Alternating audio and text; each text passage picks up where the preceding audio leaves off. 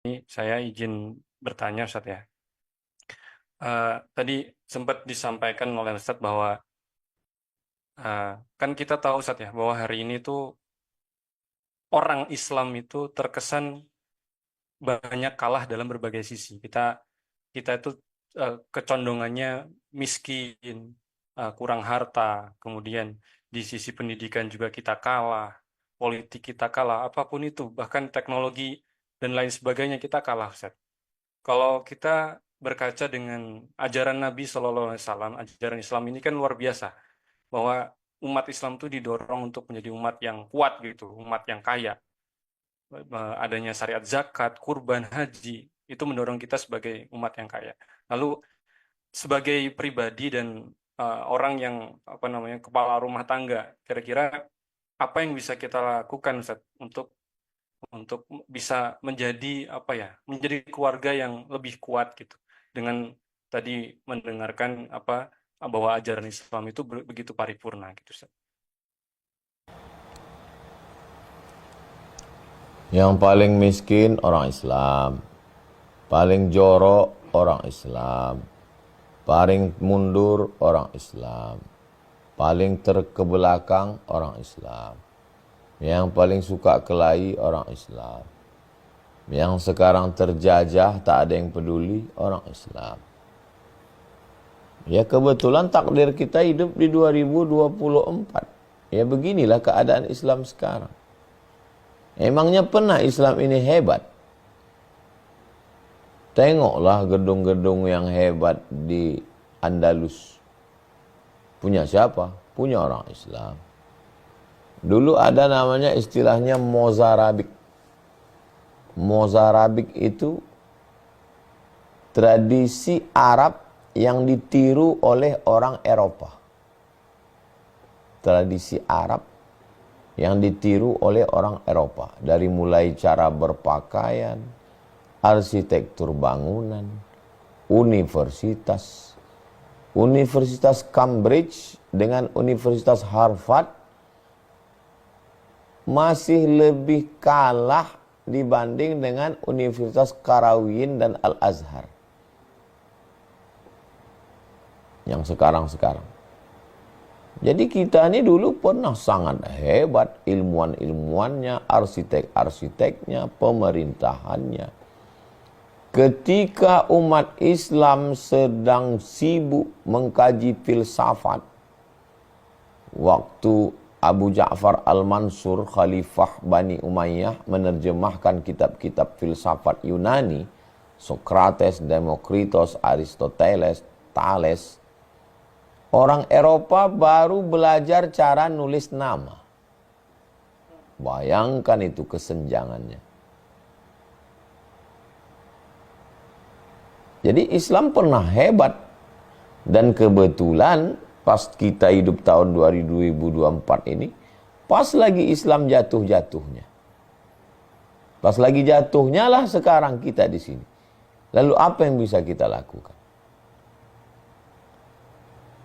Saya sampaikan ke ustazah tadi waktu jalan. Saya bilang kita fokus saja mendidik anak-anak perempuan. TK Quran, SD Quran, SMP Quran, SMA Quran. Nanti dia hafal Quran, bisa baca kitab, bisa bahasa Arab, bisa bahasa Inggris, punya life skill. Jadi kalau perempuannya baik, suaminya baik, anaknya baik, mantunya baik, cucunya baik, lingkungannya baik. Fokus saja kita di sini.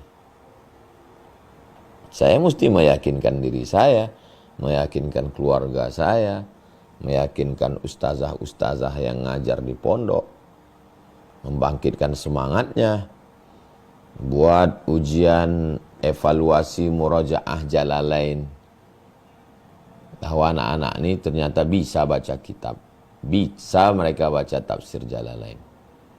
Evaluasi hafalan, ternyata hafal dia. Apa tuh ngapal-ngapal aja, nggak bisa baca kitab. Ternyata bisa dia baca kitab, ngerti dia, paham dia.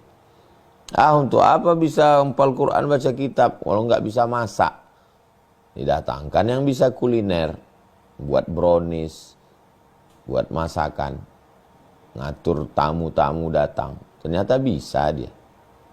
Kalau baik perempuan ini, suaminya jadi baik, nanti punya anak-anaknya baik. Dia punya pondok, pondoknya baik, santrinya baik, wali muridnya jadi baik. Maka insya Allah nggak bisa instan. Ini sekarang semuanya mau instan. Kalau mau instan, mau cepat-cepat, nggak sesuai kenyataan dengan keinginan, nanti kena futur. Futur itu ngeri itu.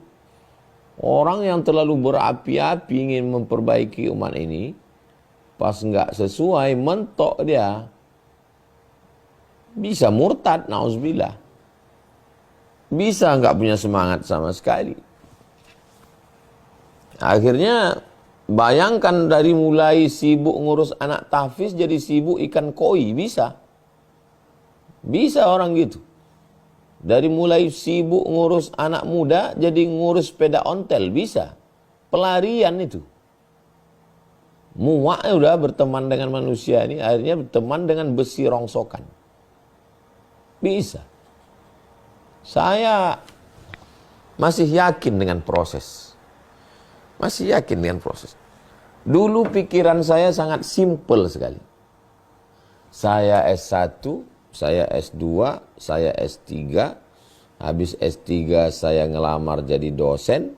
Saya akan ngajar di Kuala Lumpur di Malaysia. Saya ngajar di Brunei. Saya pergi seminar sana pakai dasi, pakai jas, pakai peci, pakai ruang ber-AC. Saya nulis, saya presentasi buku. Ternyata tidak sesimpel itu. Mesti masuk hutan, masuk kampung.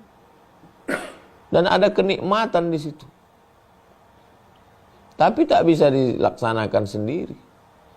Saya dengan yang saya alami sekarang, saya nyaman dengan sekarang ini. Jumat, Sabtu, Ahad, Senin saya keliling. Selasa, Rabu, Kamis saya di pondok. Apakah kalau kita mati selesai masalah dunia ini? Ya tidak, dunia belum selesai. Nanti turun Nabi Isa, turun Dajjal, perang selesai, baru selesai. Jangan pernah mau menyelesaikan dunia ini. Imam Syafi'i meninggal, nggak selesai dunia ini. Kita berbuat sesuai dengan kemampuan kita masing-masing. Apa yang bisa kita buat, kita lakukan.